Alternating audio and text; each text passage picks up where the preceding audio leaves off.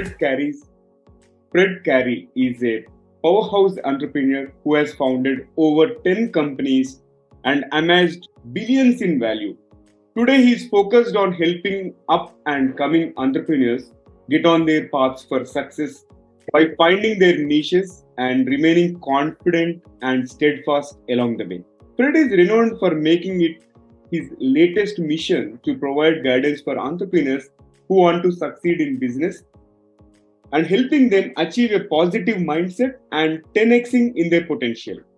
Fred's professional experience combined with his business and economic insights form a unique blend of educational outreach, leadership qualities, and his strong devotion to his work.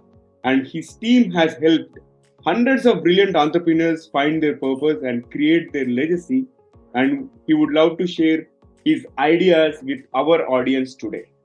This is the Guiding Voice podcast series, The Guiding Voice for a Better Future. Friends, I'm your host, Naveen Samala, just a fellow IT professional, but on a mission to shape the careers and lives of millions across the globe.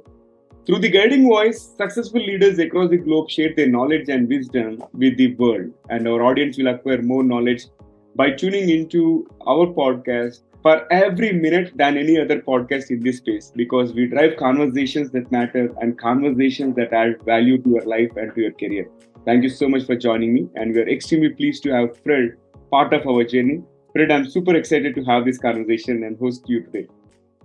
Thank you. I really appreciate it. And it sounded like my mom was introducing me here with the glowing reviews. I really appreciate that. And I hope that this turns out to be a meaningful podcast. I'm excited to be here speaking with you as well and to your audience. Sure, Fred. Let's get started with your career journey. Maybe you can share briefly about the milestones or some snippets of your career graph. Yeah, so I've been an entrepreneur virtually all my adult life. I did have a 10-year stint as an attorney in the middle of it all, but I was doing very entrepreneurial things as a lawyer as well.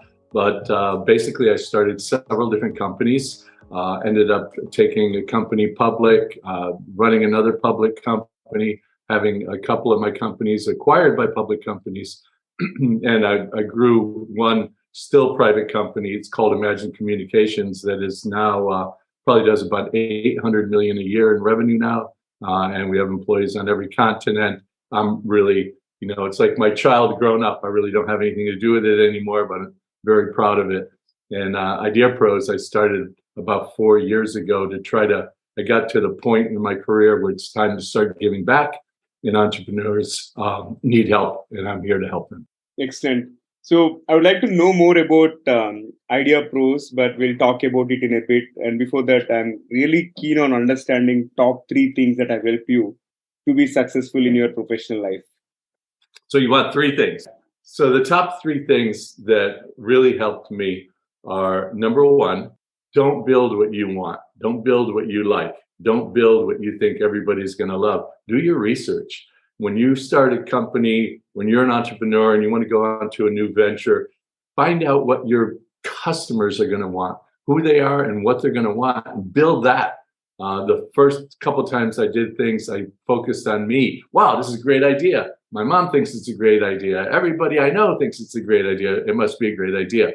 It's not.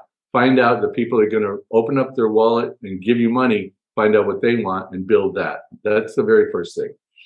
The second thing, things are going to go way slower than you imagine they're going to go. Don't get frustrated by it. You're going to run into brick walls. You're going to have to pivot many, many times. A lot of people give up because they don't have the commitment to do what they want to do. You don't want to just have this desire to do it. You need to have this commitment to be able to follow through, because it's never going to be right the first time. And then the third thing I learned, you can't do it alone. Doesn't matter who you are, doesn't matter how much money you have, you need a team around you.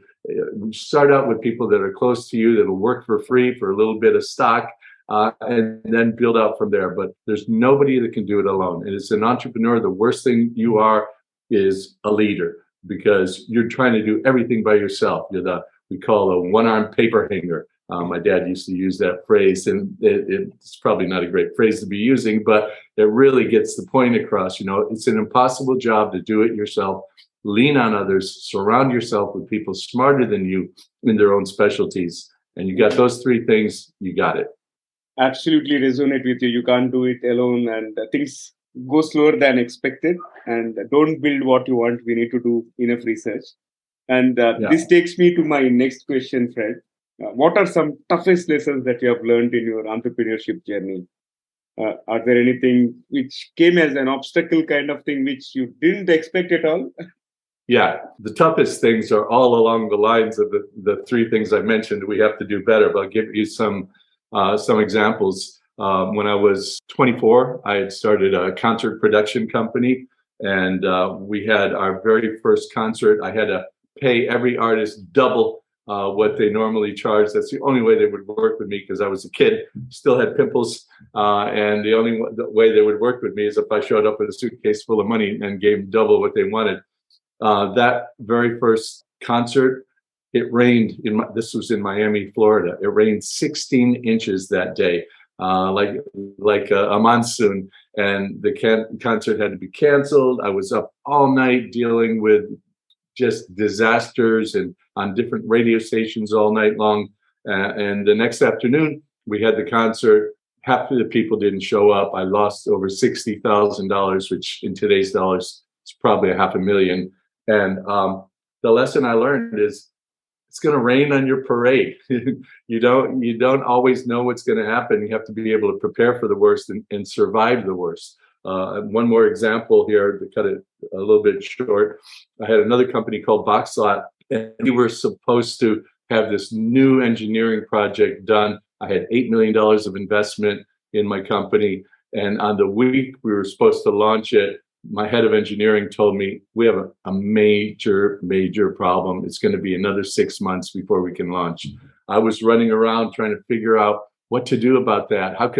What lie can I tell my investors to make it okay so they're not all blaming me? And I had a more experienced chief operating officer who sat me down and said, Fred, tell the truth. I'm like, are you out of your mind? I was ready to fire the guy, but he said, tell the truth. And so I wrote to all of our investors and I said, hey, this is what I promised you. This is what happened. This is why I can't live up to my promise. And this is what I'm going to do about it. I sent it in an email. I pressed send, of course, just as I knew. Within 2 minutes, the phone started ringing. But it wasn't the phone calls I was expecting. Every person that called me that was an investor offered to give me more money and thanked me for being so honest and really appreciated my commitment to figuring out a problem and making it right. So those are the things that were real hard lessons for me, but helped shape me to the person I am today. Wow, it's so inspiring. And I love the second example, the second situation that you mentioned there where being truthful and honest to the investors, and they're offering you more money. I think that might have come as a surprise. And that's not always going to work, but if you tell the truth, right, then you're addressing your problems. And if you address your problems, you can fix them. If you hide your problems, you'll never fix them. Yeah, absolutely. Makes sense. Now let's step back and talk about your latest 4-year baby, Ideapros. What it is all about? I started Ideapros when I figured out one amazing statistic. And this is just the United States alone. I don't know what the numbers are globally, but in the United States alone, every month, 550,000 new entrepreneurs are created, 550,000 new businesses. The birth rate in the United States is 300,000 a month. So almost double the amount of entrepreneurs are being born than babies. And it's a crazy statistic, but when I looked into it more deeply, there's nothing for them. There really isn't. You can go take a mentorship class. You can go on Coursera, one of those things, and learn how you're supposed to do things. But there's nobody that takes you by the hand and leads you through the impossible task of taking your idea and turning that into a business. And by the way, the reason is that most of those people are not the people that are going to go out and get venture capital or private equity. You know, they didn't come out of Apple. They didn't come out of Uber. They weren't executives in some technology company. They're middle America or middle world for that example, and they don't have any resources. So I decided to do the most insane thing I could think of, which is completely create this platform for entrepreneurs to come on board, and we would guide them every step of the way from thought to nationwide launch. I'm sure it must be helping all the budding entrepreneurs who require that kind of hand holding and all. And definitely, Ideapros kind of platform, having a platform like Ideapros will be a boon to them. Yeah. So, Fred, I was going through your profile and I was impressed by your brand description. Fuck average and be legendary. Yeah. So, You know what? I got that trademarked. yeah, you got the trademark. And can you share a bit about it? What kind of means? How can someone be legendary? You know, people want extraordinary things that happen in their lives. But think about it. Think about today, yesterday. What have you done that's extraordinary? What have you done that's extraordinary? You want to have an extraordinary life, but what have you done that's extraordinary? Yesterday, today, last week, this past month, most of us don't do what's required of us to have an extraordinary life. To have an extraordinary life, you have to do extraordinary things. You have to get out of your comfort zone, which I call your trap. You know, people look at their comfort zones, and it's the worst name you could call it in the world, because reality is this is the quicksand that you're settling into, and slowly it's going higher and higher up, and then your life is going to be over, and you're going to reflect back one last time, and you're going to say, fuck, what was my life all about? It's over. I never did the things that I wanted to do. My image of me is not the person that's going to be buried. And the only way to change that is get up and be prepared to do extraordinary things. Open that gilded cage that you're in and fly away, and just reach for the stars. Even if you don't make it all the way, you're going to go a lot further than you are just by doing your normal stuff day in and day out, because you're never going to get extraordinary results without extraordinary commitment. Thoroughly enjoying this, and this is so inspiring message. Actually, get out of the trap of your comfort zone, and in order to be extraordinary, you have to be extraordinary. Yeah, this is so profound, Fred. And Fred, you mentioned about the Ideapros is helping the entrepreneurs, okay, in terms of converting their idea into a brand and all. Likewise, what will be your advice to the entrepreneurs so that they can find their niche? You got, as far as I know, you have one life. If you're 30 years old right now and you get so fortunate that you live to 90, 1/3 of your life is already gone. So find something that you're passionate about. Find something that if you could do this every day, you'd be happy, even if you didn't get paid. If you can find that, find your passion, find your purpose, and then find a way to monetize that, to turn that into a business, to turn it into something that people want from you, then you're going to have a really, really happy life. Because people talk about work-life balance. I say, screw that. You want to meld your life. You want to mold your life in such a way that your life and your work and your home life, it's all together. It's all part of this amazing, beautiful creation. You don't want to have 3 paintings on your wall. You want this one incredible painting that represents all of you. And so if you can find a way to dig in, find your passion, find a way to turn that into a business, then you're never working, and you're going to be happy every day. When you get out of bed and your feet touch the ground, you're going to start with a smile. That's awesome. And now let's talk about the top 3 startups that you have founded out of 10. Well, Imagine Communications, right? Imagine Communications is pretty awesome because it's really a multi-billion-dollar company right now. Again, I have nothing to do with the fact that it's that big right now, but we laid the groundwork for it to get there. This is an example of trying to be extraordinary and do the impossible, right? When HD first started coming into the world, there was nothing for the United States cable companies. And in fact, there are cable companies all over the world, many of them. There was nothing that they could do about it because their infrastructure, their cable that went into the home only could carry 1 megabit of data. And you needed 1.5 megabits to be able to broadcast HD. And so cable companies were about to die. So I sat down, we had some brilliant engineers from Israel. I sat down with them, we talked about building a solution, and we came up with a plan to really increase the throughput that you could have in this cable without having to change the infrastructure, which would be an impossible thing to do. So we approached cable companies, we let them know we could do that.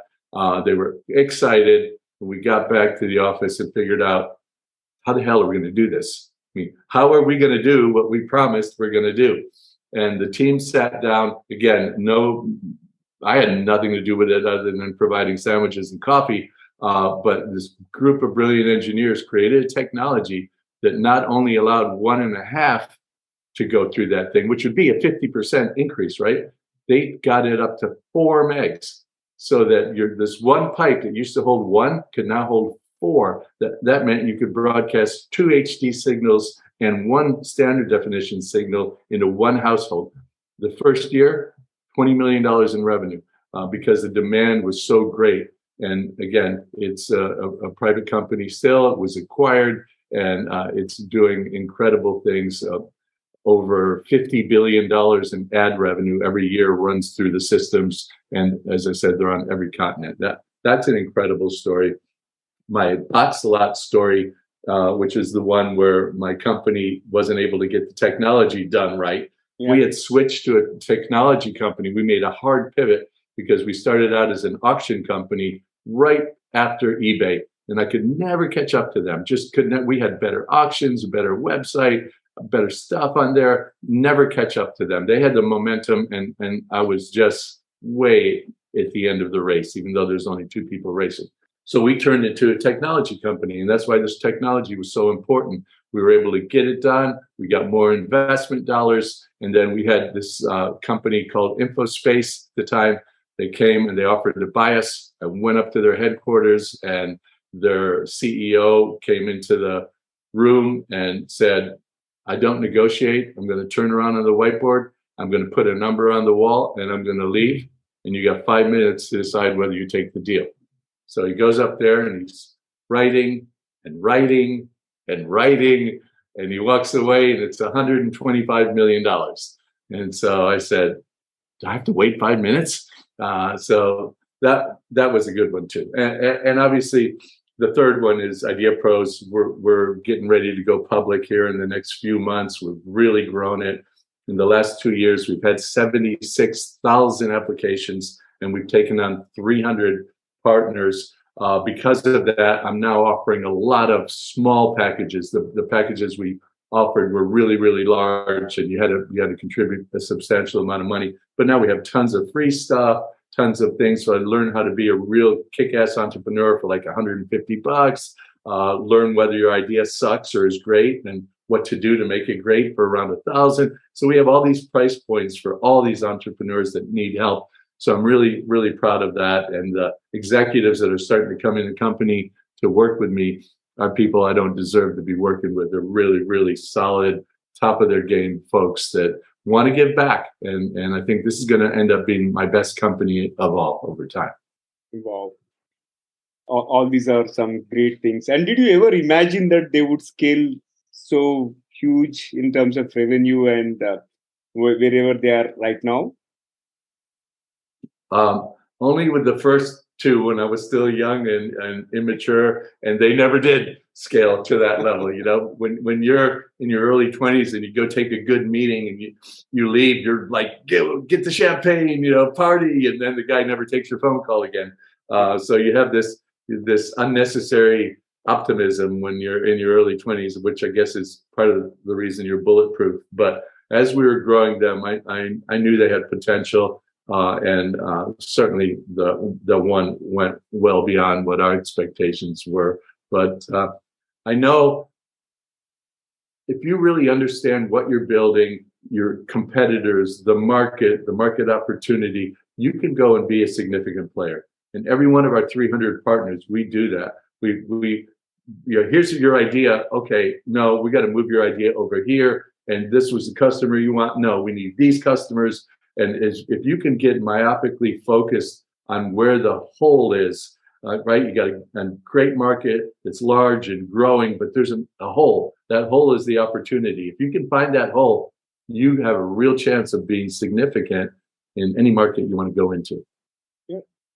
Excellent. Thank you. Thanks for sharing all those wonderful insights. And this conversation has been fabulous so far, but let's add some spice to the episode so that our audience will get to know other side of you, Fred.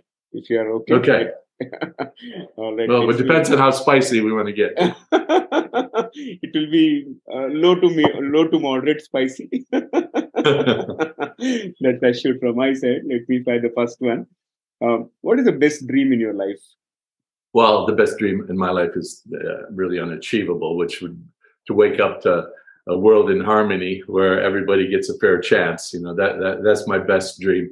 My most realistic best dream is the fact that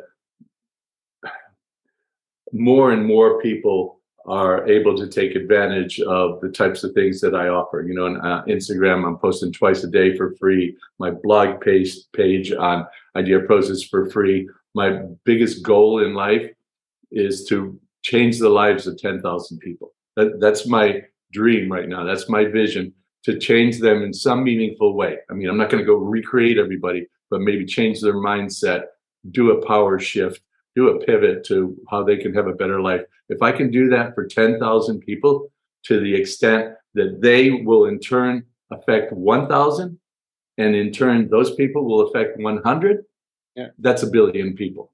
Yeah. Do the math, that's a billion people. Wow. And so if I can focus on that 10,000 and just teach them to give back, to pay forward, if you will, that's the biggest dream that I have. Awesome. This is so inspiring, Fred. Let's move ahead. And what is the best piece of advice that you have received so far? The best piece of advice that I received so far was my example that I gave earlier when I was having a complete engineering meltdown and trying to find out what to do about it. And the best advice was 2 words: be honest.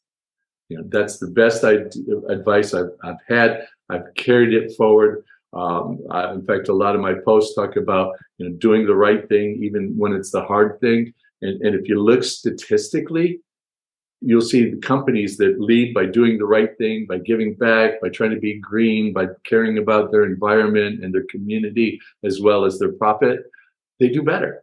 They have higher profit margins. They have more loyal customer bases. The products that they launch get market acceptance faster.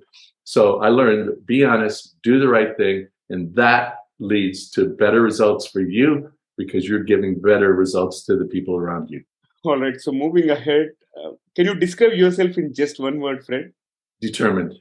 And is there anything that you would like to correct in your past? Yeah, but we don't want to get that spicy. The reality is, look, we spend a lot of time focusing on things that have already happened and that we wished we'd done differently. And we can't fix it, right? So if I went back and changed anything in my past, other than buying Apple and Microsoft when they first came out, I wouldn't be here today, and I wouldn't have the experiences that I've enjoyed for many, many years. If you, because you think about it, I want to change something. It's always going to be something significant, right? I want to do something. It's going to be something significant, and that's going to completely change your road. We can't do it, fortunately, but my past is perfect just the way it was, with all its flaws, all its warts, all its bleeding. It's just fine because it's brought me here today. Yeah, that is so true. Like I completely understand. Like you don't have been here, like somewhere else, right? Yeah, makes absolute sense. And with that, let me find the last bullet out of rapid fire. What is one electronic gadget that you like to see or invent yourself? This is going to sound stupid, but if you're in the US and you have a lawn service, you'll appreciate this. I'd love to invent a lawn blower that doesn't make noise.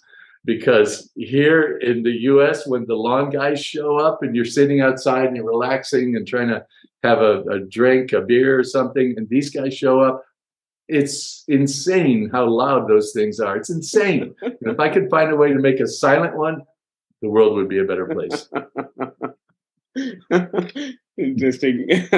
Great rapid fire, Fred. And let's flip back to the mainstream. And before I let you go, one final question for today's conversation. What will be your one piece of advice to those aspiring to make big in their careers or life? If you want to have a good life and take your business career and make that your life, again, the best advice is, I'm going to give you a few pieces of advice. Number one, as I said, find something you're passionate about. But number two, this is equally as important. We have these 10-year plans, but we want to do them in a year. We have this short fuse of our expectations, and we get so frustrated because we don't get there. I got this great plan. 3 months later, I'm still where I was 3 months ago. You're not going to do 10 years worth of stuff in 1 year. Celebrate your micro victories. If you have a plan that's going to take a decade, if you're 25 and you're thinking about what you're going to be when you're 35, start thinking about what you're going to be when you're 25 in 1 month. What are the things I can do today to get me to that 10-year goal? A 10-year goal is almost like a vision, for a company vision. It's something you may not quite ever achieve, but it's that North Star that's guiding you and guiding your future. Take little bites and look down at the next step instead of looking out to 10 years, because you're going to fall off some cliff someplace without paying attention. So look down, look at the next step, and celebrate your micro victories every single year, every single month, every single day, and you're going to get to where you need to go. That's so powerful, actually. Like, people are thinking myopically, like short term, and everything has to be instant, similar to how instant gratification is available these days on social media and all. But yeah, I love that message. So go ahead and celebrate micro victories, and as long as you're making progress, that is progress. Don't think too much about why I'm not able to do so much within so short time. Exactly. Excellent. Thank you so much, Fred, and I enjoyed every bit of this conversation and really appreciate your time and insights. Well, it was a real pleasure being here. You're awesome. It was really good to speak to you and to share some of my advice and some of my pain with you. All right. Thank you so much. And I thoroughly enjoyed the conversation, Fred. So folks, before we move into the trivia section, here is a request to you. In case if you are not following us or if you haven't subscribed to us, please subscribe or follow us from wherever you are listening to or from wherever you are watching this episode. Also, if you have loved this conversation and found it useful, request you to share with at least 3 of your friends or colleagues who can benefit from the guiding voice. Thank you so much in advance. Now, let's hop into the trivia segment of today's episode. Fred has created a platform, Ideapros, which is going to support the budding entrepreneurs so that they can turn their ideas into reality. So today's trivia is about entrepreneurs.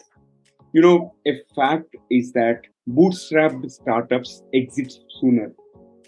And according to First Round Capital, and on an average, bootstrapped startups take about 3.68 years from start to exit compared to 4.33 years for the funded startups. So while bootstrapped startups on average exited sooner, the acquisition amount for funded startup is 60% higher. And although these figures suggest that bootstrapped founders leave money on the table, it is likely that with a very few exceptions, their return on investment is higher, considering their sole or majority ownership in the company. So likewise, there are some interesting analysis performed by this First Round Capital. And in case if you are aware of any statistics related to entrepreneurs that have bootstrapped and all, feel free to leave your comment in the video section or on the social media platform wherever you have found this episode. That's all for today. Thank you so much for joining me. And friends, request you to share your topic recommendations and guest speaker suggestions through social media. You can find me by Naveen Samala or email us at theguidingvoiceforyou@gmail.com. I'm your host, Naveen, just a fellow IT professional, but a passionate learner on a mission to make a difference in the careers and lives of millions across the globe. Until next time, bye-bye.